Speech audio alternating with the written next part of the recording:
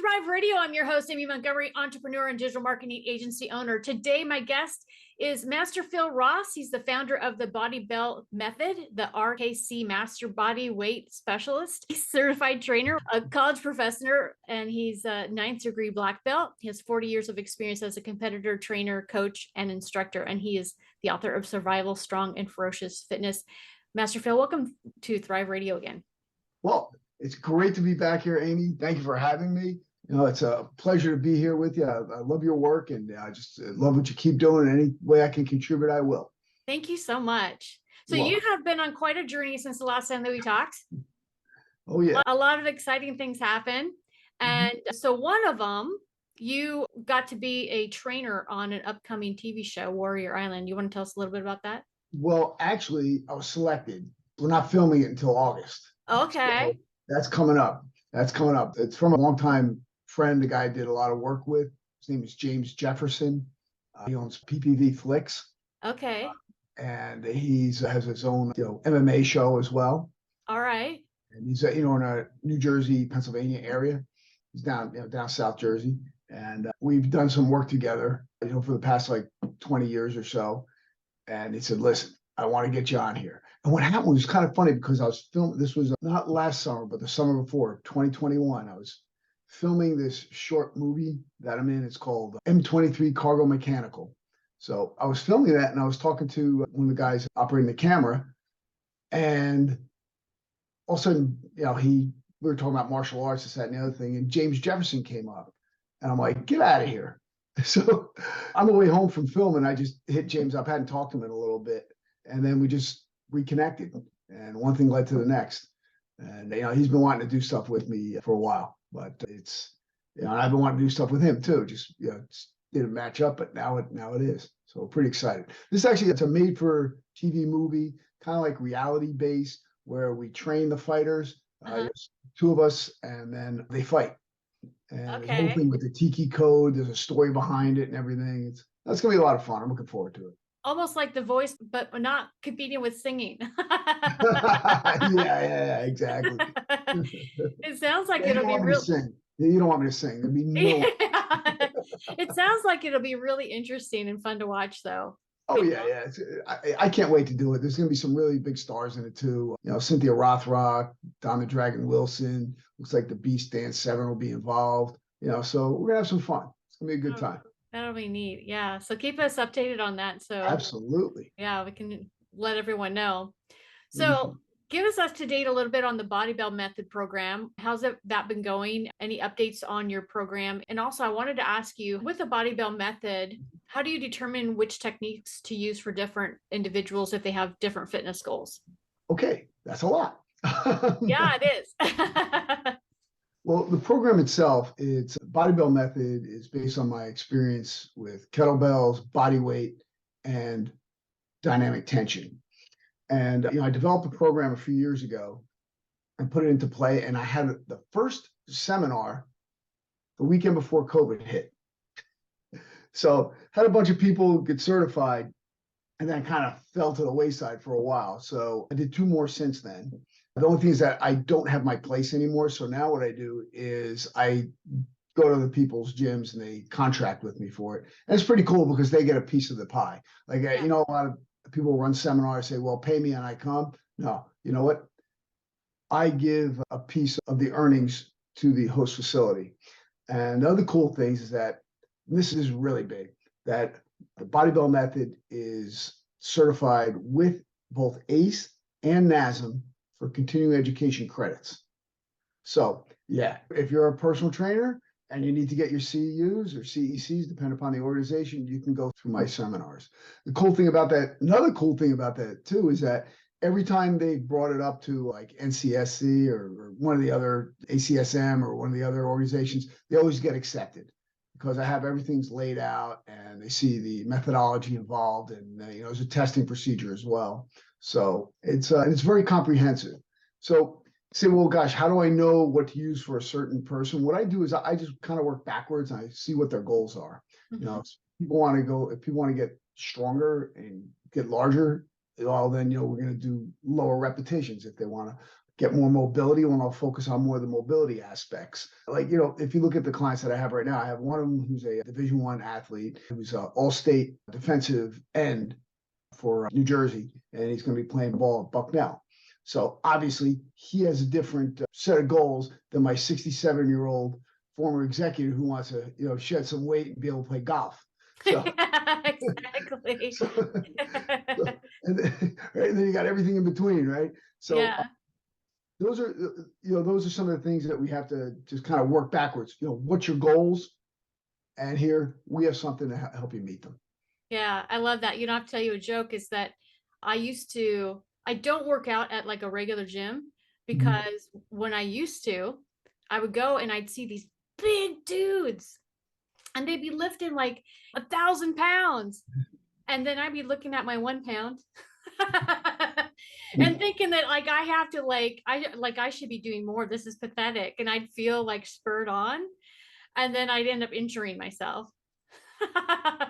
It's funny that I tell people, I go, check the ego at the door. When I had my gym or when I teach a seminar, I've had some really big dudes come in and then they see me whipping a kettlebell around and they think they're going to do that. It's their first time. I've had to actually literally jump and catch a 53-pound kettlebell that a guy is going to rip his arm off. Oh gosh. Oh, relax. Okay. This is, and the guy, he's very well built, wins bodybuilding contests, this, that, and the other thing, but that's not the point. There's a lot of technique involved. Yeah. You Yeah. don't want to get hurt, but you should, the thing is that when you got to look at, like, say, well, gosh, were you intimidated by these guys, or you think you had to catch up to them, or what? Like somehow I have to, like, I'm not pulling, it's almost that feeling like I'm not pulling my weight if I'm over. It's like, it's almost embarrassed. Like, No one should ever be embarrassed. I'm yeah. gonna tell you why. Okay, and it's so funny because I used to run into that too when people would come to the class. Say, "Oh gosh, I want people. They're gonna be looking at me." But you know what? No one cares. Everyone's in their own hell. Yeah. Right? Everyone's focused on, I got to lift these weights. Oh, I got to do 3 sets, 10 reps each set. Bam.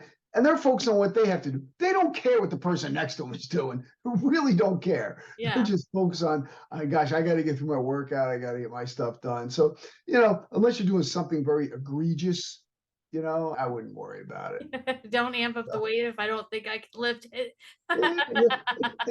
And you'll let yourself progress slowly. Don't think you have to. Look, if you want to run a marathon, do you start by running 26 miles the first day, or do you start with a mile? Yeah, exactly. Start from yeah. Yeah. And I think, I have a little bit of a competitive streak too. So if That's what it is too. yeah, that's usually how someone can motivate me. Let's compete. Let's see what, oh, okay. It's hey, listen, whatever gets you moving. And yeah. compete against yourself though, Yeah. Competing against some, guy hoisting up 1,000 pounds might be kind of. Yeah. They could probably spin me on his finger. Oh, so funny. So let's talk a little bit about the fitness industry because it is constantly evolving and it's evolved even from the pandemic and just everything that has happened, right? Yes. And we were talking a little bit about a community that you started, Health is Wealth. You want to tell us a little bit about that? Sure. Health is Wealth is a virtual, interactive community outreach platform, all based around health, wellness, fitness. We have about 125 companies listed already. So we have doctors, we have therapists, we have fitness professionals, martial artists, we have nutritionists, dentists, anything there. And actually what we just added insurance right now too. So there's going to be a way that people can use this platform to interact with others of like mindsets. And the thing is, we already have blogs, we have videos, we have chats, we have surveys that you can do. All this stuff is listed on the site. The things that we're reconfiguring the database right now. So people can't sign up for another couple of weeks or so, but definitely be on the lookout. And I'll be posting it up on my LinkedIn and my Facebook and everything. Say, hey, it's ready to sign up. We did have people sign up, and then we wanted to change a bunch of things around the database. Got a new programmer. I don't know if you've ever dealt with this, but this is like our 4th programmer. Yeah. And it always evolves. You launch it, you get feedback, and then you've got to move things around. And Yes, yes. yeah, there's phase 1, 2, 3, phase 50. Yeah, Yeah. exactly. I think once we get this one done, we'll be good. And then we're also, we're building out a vendor section. We have an agreement with Amazon already. So it's working out pretty good. I'm really looking forward to getting this out there because you know what? This can be a great place for people to go to get a second opinion, find the best person in their area. Oh, we also have on this site virtual veterinary care. Oh, Yeah, yeah. So you can get your pet checked online. I like that. Yeah. And then we also have a section that's called GI Joe Vets, and it's all free services for any veteran. Oh, wow, that's really Yeah. good too. Yeah, we're hooking them up with everything that, all the different, every service that we can give to them, anything we can provide for the vets, we're doing it. And so for the people that join the community that are not the service providers, you were saying that it's free for them, correct? 100%. Yep, 100% free. So they can All right. go cruise around. People can go on and check it out right now. It's just not in, it's going to look a lot better. God, I just saw Yeah, the new it's not built design. out. Oh, yeah. So we're retooling it. But I mean, like, it's okay right now. But gosh, the new graphics and everything, I'm really stoked about it. It'll be really cool. I can't wait for people to see it and get on it. But they can go on there and look around. You can check it out. You can read blogs, see videos. We have ACEs signed up for the personal training certification. ACE, they're signed up as one of our guys. Yeah, yeah. So they post on blogs and so forth there too. So it's a really nice place to get expert advice in the Yeah. area of health. Yep, yep. Hey, our goal is to help people live better longer. That's nice. Yeah. And so many people, like, there's so many aspects of health that, like you're saying, it's difficult to find good practitioners. It's difficult to find people that, that are educated in the area that you need. You can post testimonials. Again, that's not quite there yet, but it will be. But the cool thing about it too is that you really can get to know the professional even before you speak with them, because they can post their blogs and videos and you kind of get a feeling about them. Say, hey, is this the one I want? Or nah, I don't think I like this method. I'm going to go to somebody else. And you can do that. You can do your research right there on our site, and you can interact with other people on there as well. That's really good. Because we do have the chat lines. So yeah, so definitely keep us up to date on that. That's really interesting. Yeah, it's pretty exciting, right? And Yeah. there's nothing. I don't think there's anything out there like that right now. We also have education too. I forgot about that one. Okay. As a professor, I should probably have. So yeah, that'll be exciting. Yeah, definitely keep us up to date, and I'll make sure that this podcast is updated with the link. Absolutely. Awesome. So also, we know that you're a lifelong martial artist. Yes. And fitness enthusiast. How do you stay motivated to continue to challenge yourself in your own training? And I mean, and this is huge because, I think about the pandemic, my motivation, like, no one's competed with me at all. Competed with me. If there was a competition, like I might have, but that's the only thing that I can get to really motivate me.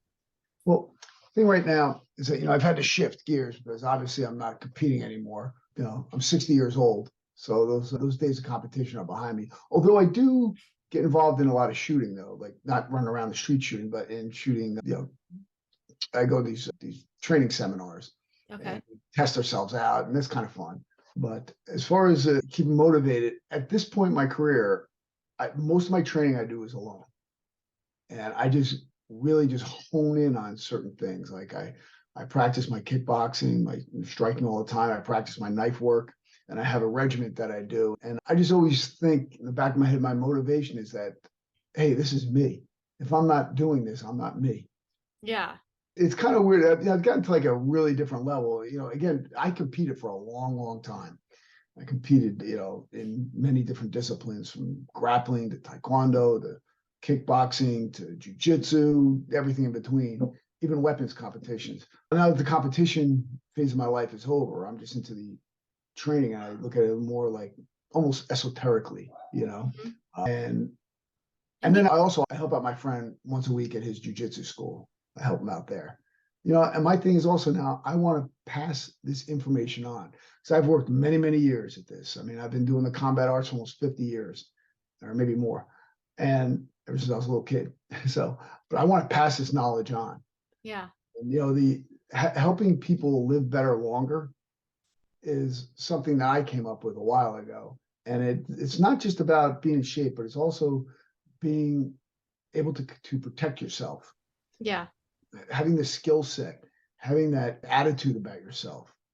You know, these are the things that motivate me. I'm more focused on what my legacy is going to be. Yeah. I've accomplished everything that I'm going to do. Now I want to pass this on and let other people do it. This is one of the reasons I've even written courses for the college I teach at, because for how to become a personal trainer, how to grow your business and so forth. And I think that these lessons that I can give on to people who are coming up behind me is the best thing that I can do. Yeah. Yeah. Leaving that legacy. And you said something that that stands out to me is that when you're doing your training, you're focused on a sport in a sense versus just lifting weights.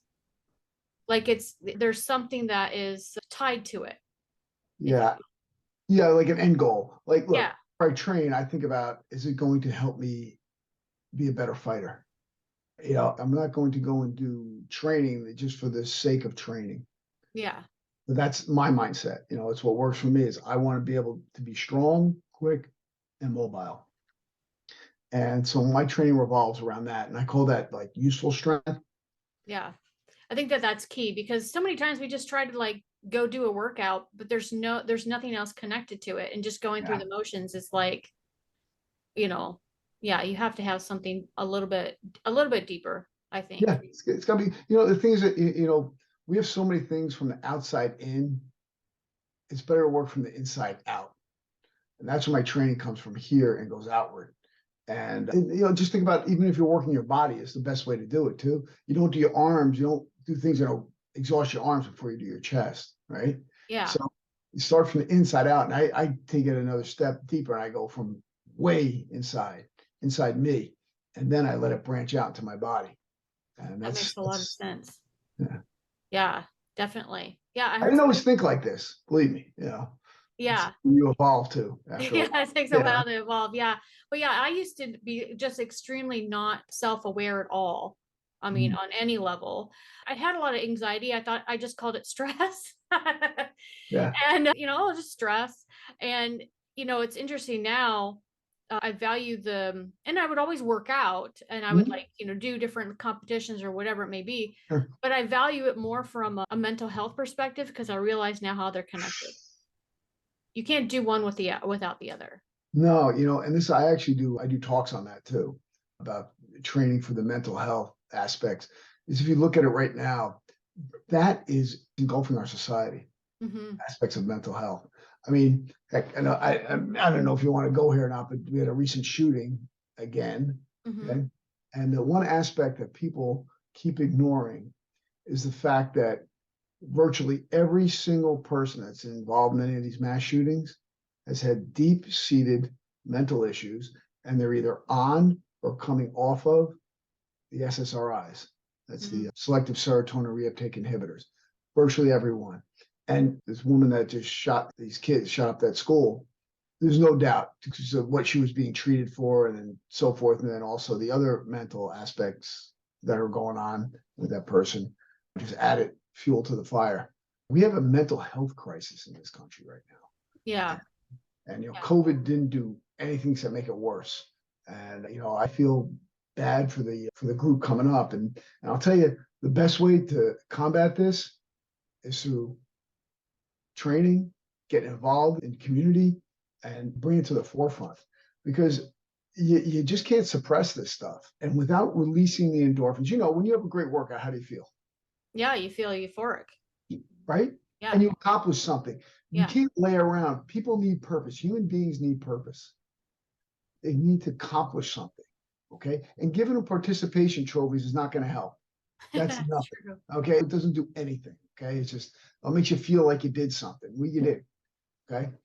But it's truly accomplishing something.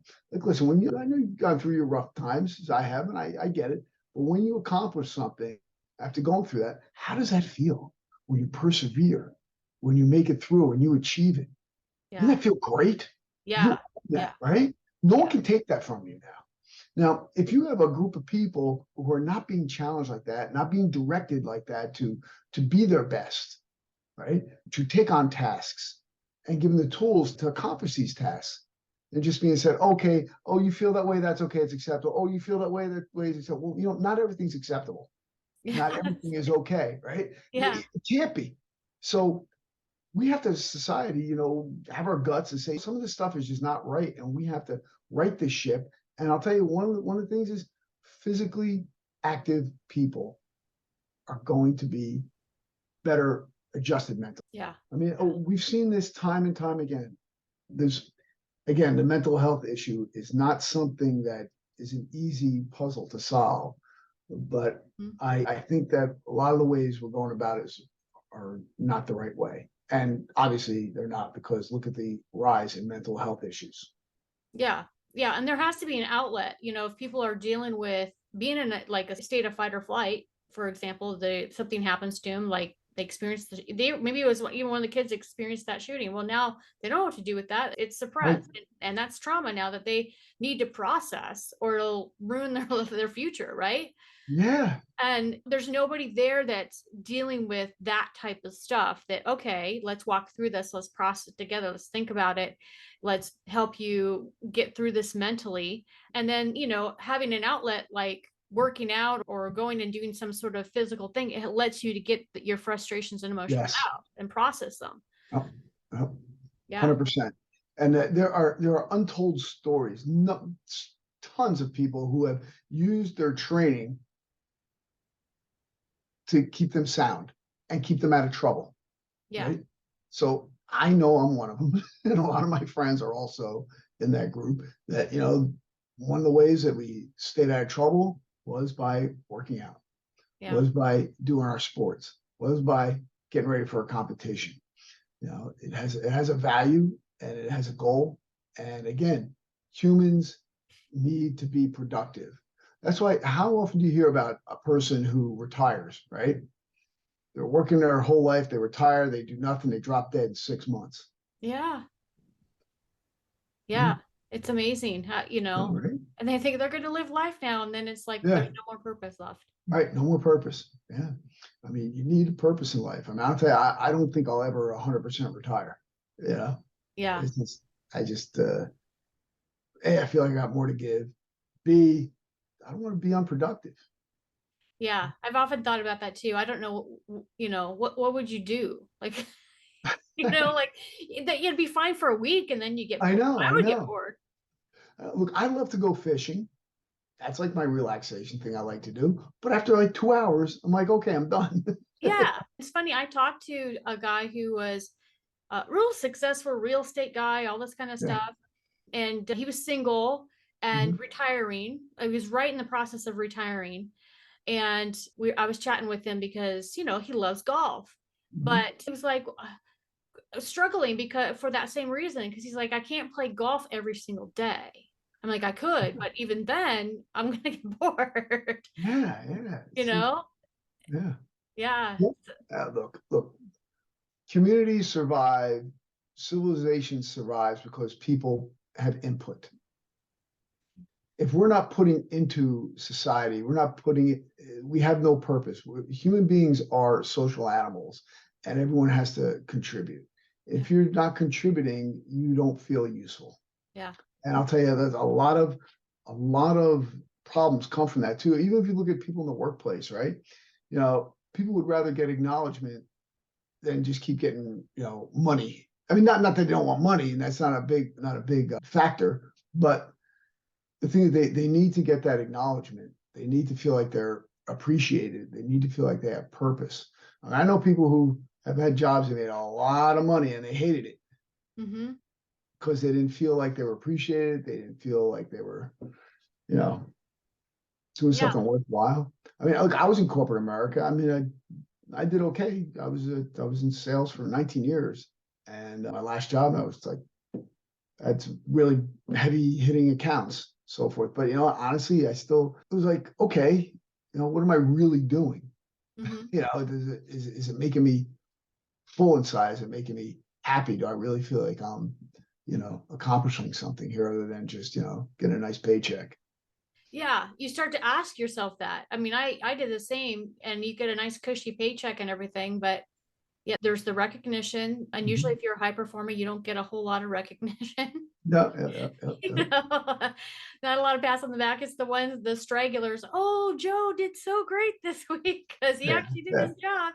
Um, so you see a lot of that, but yeah, I would start to feel like I was in a prison of some sort, like I Mhm. was selling my soul. Yeah, And yeah, and it really didn't matter what the organization stood for because at the end of the day, the work I was doing had nothing to do with the ultimate goal. It had to do with mhm, pushing papers, you yeah, know? yeah, yeah, So yeah, you do have to really ask yourself. And I think for everybody, it's different. I'm such a passionate problem solver, and I love to look at futuristic and ideas. That's yes, my thing. And I yes. in the corporate world, I drive people nuts because I'm like, oh, look at this cool XYZ. Nobody cares, you know? But And when I meet with somebody doing their marketing strategy, I'm like, look at all these cool ideas you could do. yeah, And then yeah, that point they want yeah, it. exactly. And then try to get something done in the corporate. Yeah, and then Oh let's my say God. now let's have a strategy. Yeah, so I Yeah. think the problem solving is for me is huge and being able to innovate. But the minute somebody says, "Okay, now I want you to track, I don't know, go into a project management system and start entering things," that's like that'd be a hell for me. Yeah. Like, I'll do it, but I'm too much of a visionary and problem solver to be making sure that every little last thing is in the project management system. Yes. Hey, I agree with you 100%. Look, there's a job, there's a problem, there's an issue. Let's take care of it. Let's get it done and move on. Yeah. Instead of, Yeah. oh, we have to do this, oh, go here. I mean, something got me out of the corporate America was the trade center. So that's my office was in Tower 2. So Oh, wow. yeah. So yeah, I'm one of those. I'm one of the survivors. So Wow. That's yeah, amazing. yeah, it definitely changed my outlook. I got in 6 month period, I got separated and my building got blown up. So yeah, it made me question a lot of stuff and say, why am I still here? What's going on? So yeah. And let me ask you a question about that, just from the perspective, and I'm sure that you may have, just because of your background, you may have had a lot of different close to life death experiences. Yeah. But long term, like I know that short term, we look at those things and it shakes you up and you start to think about things from a deeper level. But long term, what are some of the things that you have resolved to come to a resolve about that you've learned from the 9/11 experience? What Yeah. is like one of your truths? Well, I had a few epiphanies. I said, well, I'm spared for a reason. God wanted me around for a reason. So what is my true passion? Where do I excel? What do I do best? So I had my gym part time, and I said, well, this is the thing I love the most, and probably not giving it a fair shot by just doing it part time. But I kind of didn't have a choice though, Yeah. because my job went away, Yeah. and then the market took a nosedive then, and there were other opportunities, but they were not very good. I would just make more money doing what I was doing, so the money wasn't the factor anymore. So I said, I'm just gonna go full tilt with this, and then that just inspired me to just keep accomplishing things with my videos, my books, all those things. I just started doing because I said, listen, I'm here for a reason. Let's get it out there. And as a martial artist, I just wanted to become better and more complete. So what I did was I looked at what the trends were. And even though it wasn't easy, like when you're in your 40s and you start doing Brazilian Jiu-Jitsu, it's not easy, but I wound up getting my black belt in BJJ as well. And then I realized that my body couldn't continue at the pace I was going at because I was literally teaching like 40 hours a class a week. Oh, Like, wow. yeah, that's a lot, it's Yeah. kettlebells, jujitsu, kickboxing, all that. And I went back to school and I got my master's in health and sports sciences. And that's when I became a college professor, which actually wound up being one of the smartest moves I ever did. So, I had to look back. So, well, how can I give more? Well, the thing is now I'm teaching kids at a community college. I'm booked with class. I teach 8 classes. Hmm. And would these kids ever get to work with someone like me if I wasn't doing that job? They, Yeah. they couldn't afford to take lessons from me. Yeah. So, but you know what? They can learn from me. I can Yeah. help them. I can Yeah. help them achieve, and I still maintain relationships with them. I've been there 7 years now, and this is my 7th year. And I've maintained these relationships with them. Sometimes they still hit me up. They'll throw me a note once in a while. It's kind of cool. It sounds really rewarding. And I think you hit on a couple of things of just that constant growth Yes. and expanding. Yep. And the other thing that I learned too is that there's only one thing in life you can really control: how you react to things that happen. I mean, other than, of course, your own destiny, your own plan, but still things happen. You Yeah. only can control how you react to it. Somebody comes driving a car straight at you. Well, you can't control what that person's doing. You're in a relationship with someone and they break up with you or whatever. You can't control that, right? Yeah. So whatever happens, your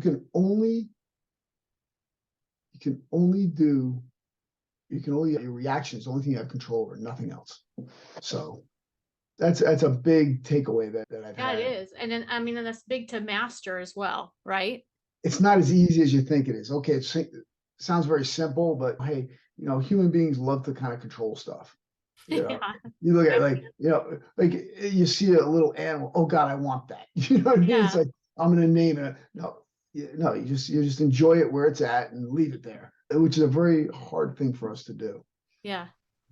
Yeah. So true. But so we have to learn to let go of stuff and kind of let things grow organically. That's not to say that you don't cultivate them and Hmm. that you don't put effort in. You put maximum effort in.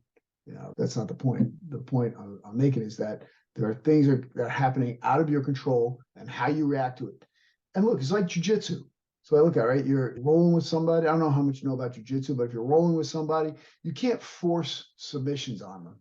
You have to get your position and then you secure your submission. So you have to kind of roll with it and things happen. You're on the bottom, you're on the top, you're on the side, something pops up, you keep pressure on and something comes up and you take advantage of it and then you get your win. So life's kind of like the same way.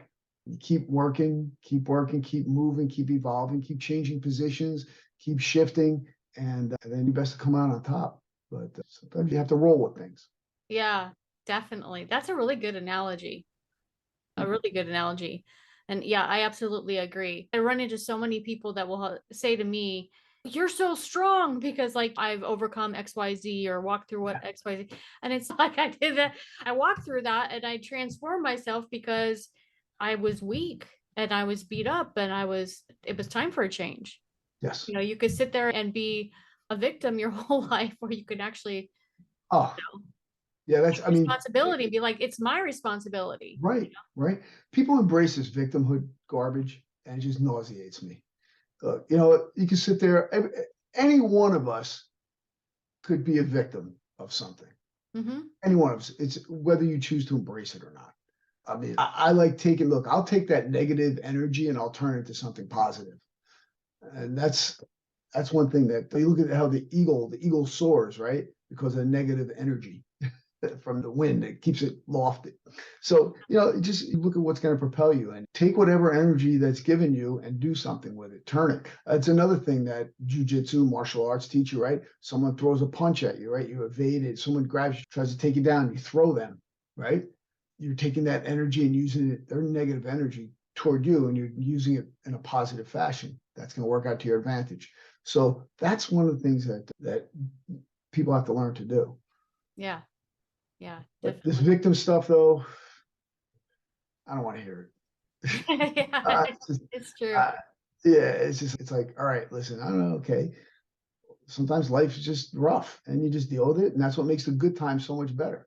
Yeah. So yeah, times stink, and you look back, damn, I got through that.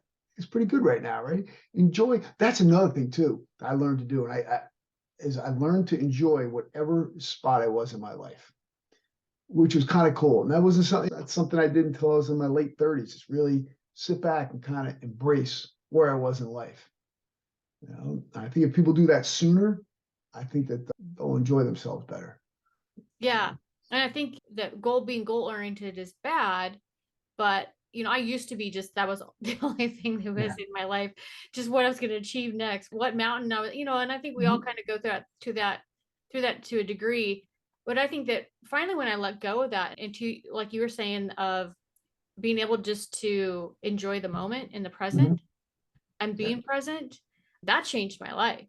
from then it was, I didn't, there was not another, I didn't come up with as many things I was going to go after. And it was Mhm. more like, I just want to be on the porch with my dog.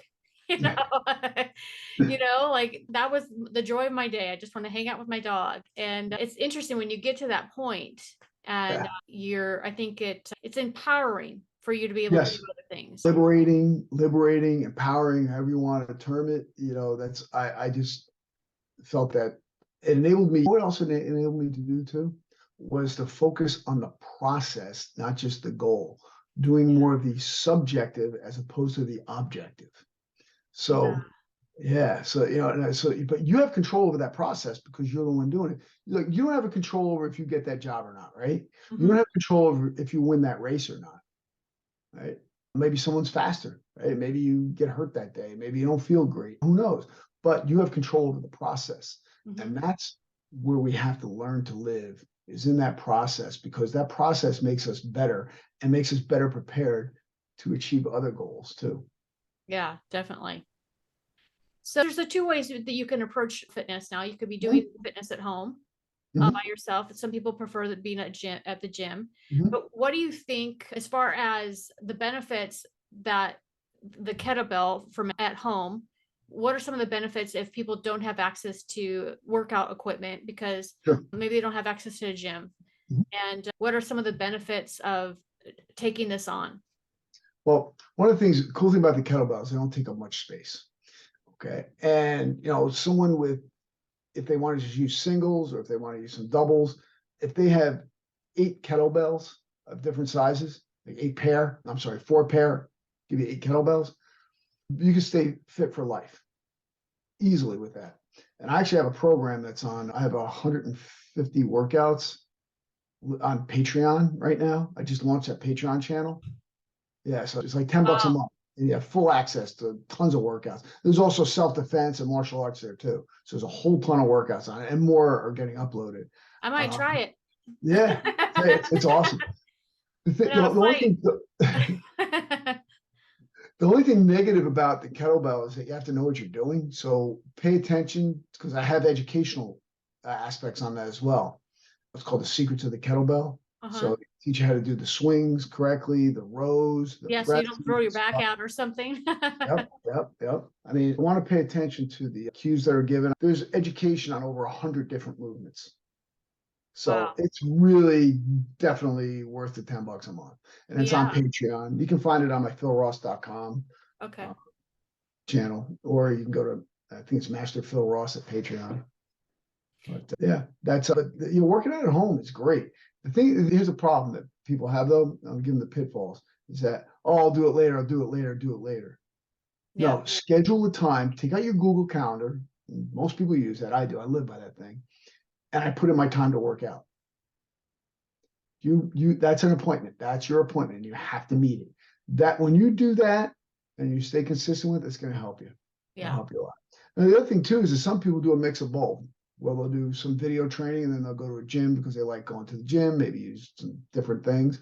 But I'll tell you, honestly, if you got a jump rope, a stick, a dowel, staff, and 4 different size kettlebells, you're good to go. You're good to go.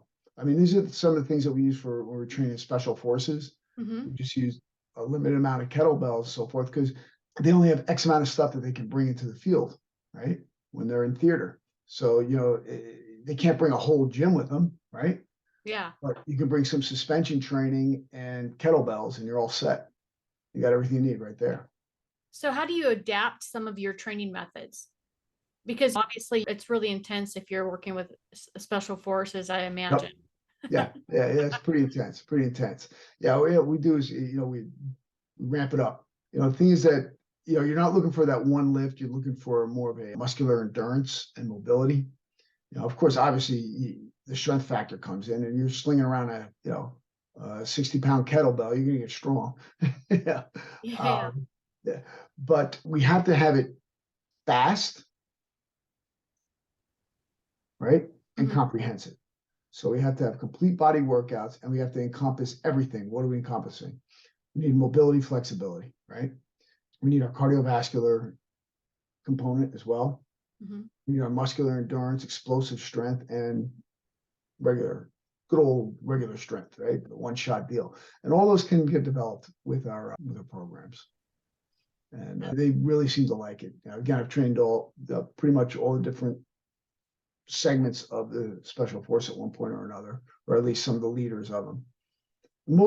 I primarily train the leaders, other than the the regular soldiers, just because they go and they train them. Then, like I'm primarily at this point in my life, I train trainers. I don't really train the regular people just working out. Even though I do have some of my personals, but as far as my seminars go, it's mostly to train trainers. That makes sense. Yeah. So what advice would you give to individuals that are interested in pursuing a career in fitness or in self-defense, and maybe even through one of your programs? Call me up. The thing is, get good at something, get really good at something and know the ins and outs of it, and then get some good certifications, get some good alliances, especially if you're a beginner wanting to get into this field. It's a great field. It's very rewarding, but it's very tough. Yeah. So be ready for long hours. But hey, you know what though? It doesn't matter, because if you love your job like that, you never work a day in your life. Yeah. So. Yeah. Thank you so much for coming on today and sharing your expertise. Oh, my pleasure. Thank you for having me. Yeah, really appreciate it. Definitely. And if there's people that are listening that would love to contact you or work with you, what's the best way to contact? Obviously, I'm going to put all of your links down below, but is there one specific way to reach out to you that you prefer? Yeah, if they go to philross.com, they can get me. You can hit me up on LinkedIn too. My name is on LinkedIn, as well as Body Bell Method. And then on Facebook, Master Phil Industries. Those are probably the best ways. Twitter's not a great way to get me, because people just go onto Twitter to fight with each other. So yeah, a lot of the social media networks like that. That's where a lot of sparring takes place. It's so funny. I love the entertainment aspect of it. But so funny. So thank you so much for coming on today. And yeah, definitely keep us up to date on program that you're about to go on. I'm excited to see all that. That'll be a lot of fun. I'll let you know. I'll let you know about Health is a Wealth and Warrior Island. I'll hit you up. Yeah, definitely. If you're listening, you want more information about this podcast and upcoming shows, you can visit acalltothrive.com. Thank you, everyone, and have a wonderful week.